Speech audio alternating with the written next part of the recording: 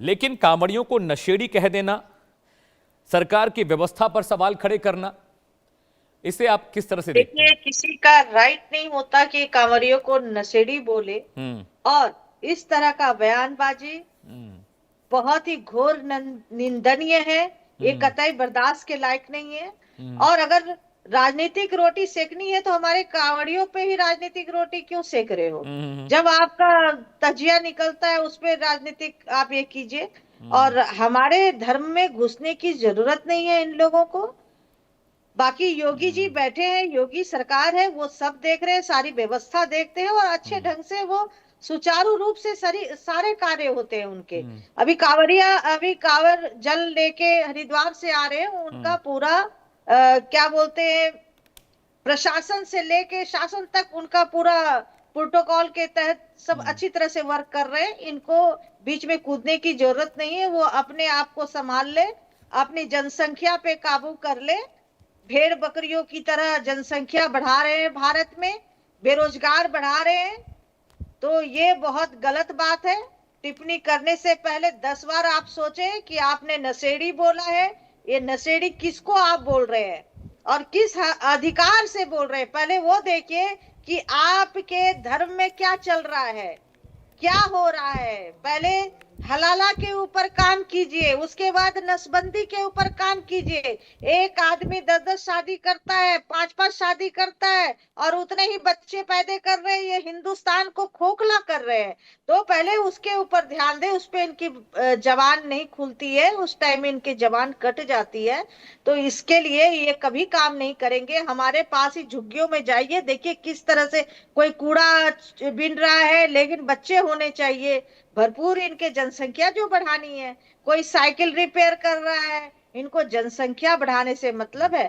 बाकी माननीय योगी जी पे पूरा भरोसा है, पूरा अच्छी तरीके से कार्य कर रहे हैं। हमारा सनातन धर्म आज का धर्म नहीं है, ये आदि काल से है, जब से धरती है तब से सनातन है।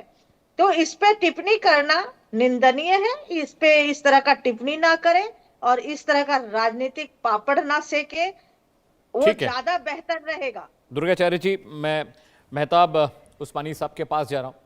मेहताब भाई, मुझे एक बात बताइए, जैसे ताजिया वगैरह निकलता है, ईद का आपके साल में 2 बार ईद पड़ती हैं, और भी जो आपके धार्मिक उत्सव होते हैं, मैं तो जिस शहर का रहने वाला हूं वहां पर दिवाली, होली और दुर्गा पूजा में भी इंतजाम किए जाते हैं पुलिस के। और जब आपके त्यौहार आते हैं, जैसे ताजिया निकलता है या ईद होता है या फ्राइडे की जब नमाज होती है, तो भी पुलिस के इंतजाम होते हैं।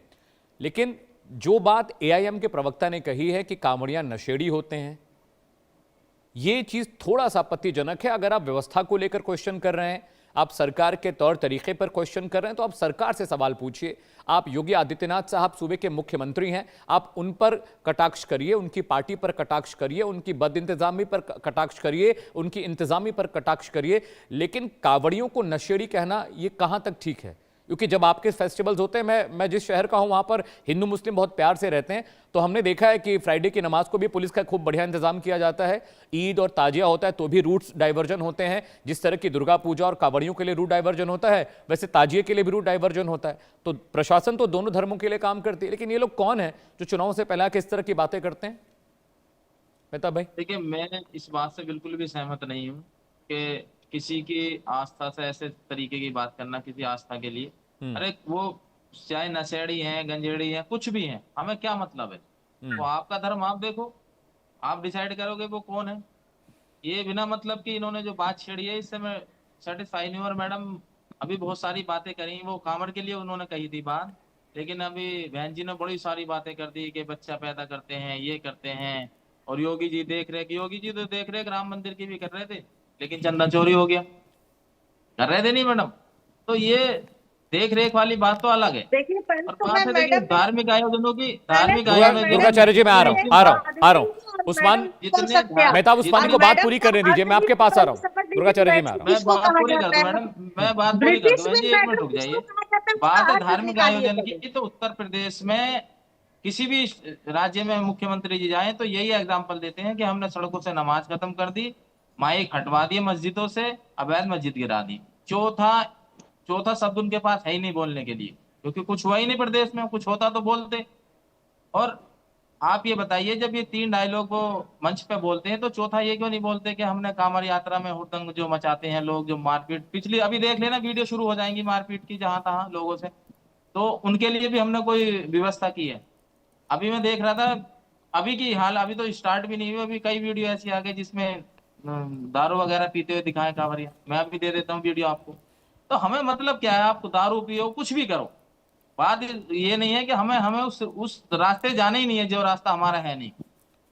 ये जो शादाब चौहान ने कही, ये बिल्कुल गलत बात है। मुझे लगता है एमआईएम के प्रवक्ता है भी नहीं, शायद वो पीस पार्टी के हैं, किसी और पार्टी के प्रवक्ता हैं, एमआईएम के है नहीं शायद, पता कर लेना आप। और ये सिर्फ और सिर्फ एक विवाद को जन्म देने वाली बात होती है।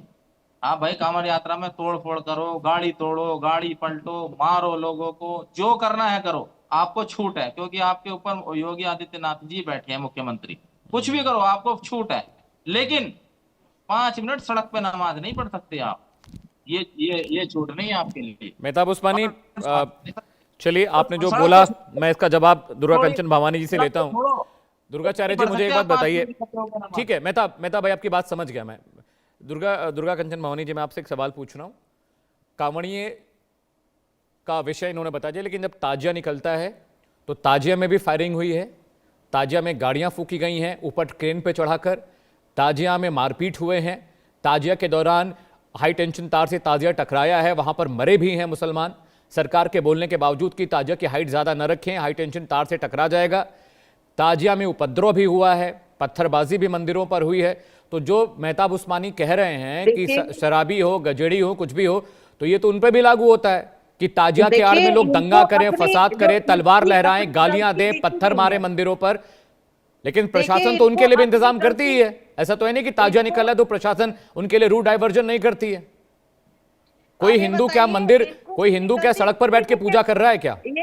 ये समझना इनको चाह रहा अपनी हूं। गलती दिखती नहीं है क्या हमारे जुलूस में क्या होता है? हम्म। अब बुरी तरह से इनके जुलूस में देखेंगे किस तरह से ये लोग आतंकी की तरह ये लोग जुलूस निकालते हैं। अभी इस बार तो मंदिरों में भी खूब पत्थरबाजी किए, कितने लोग मरे भी है। तो ये पहले अपने गिरवान में झांक के देखे, दूसरों पे उंगली उठाने से पहले अपने गिरवान में झांक के देखिए। दूसरी बात ये है देखिए- कि हम लोग साल में 6 महीने में हमारा रोड पे कोई जैसे कांवड़ यात्रा निकला या रामनवमी की जुलूस निकलते हैं, ये हर हफ्ते ही रोड पे बैठने लगेंगे तो राष्ट्र का कितना नुकसान होता है, कितनी ट्रैफिक होती है। कहीं भी कोणार्क प्लेस में अभी बंद किया, कोणार्क प्लेस में देखते बसें रुक जाती है, बच्चे स्कूल से निकलते हैं, वहां ट्रैफिक जाम हो जाता है नमाज के कारण।